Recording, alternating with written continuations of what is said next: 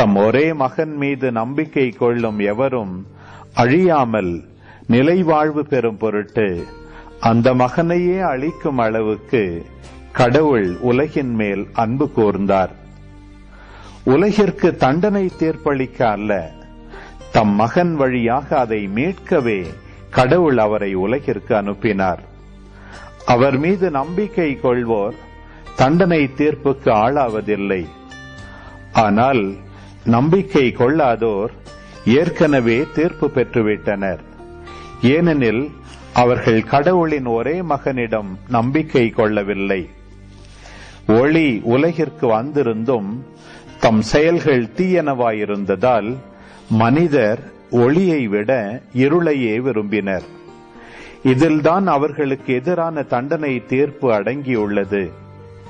தீங்கு செய்யும் அனைவரும் ஒளியை வெறுக்கின்றனர்.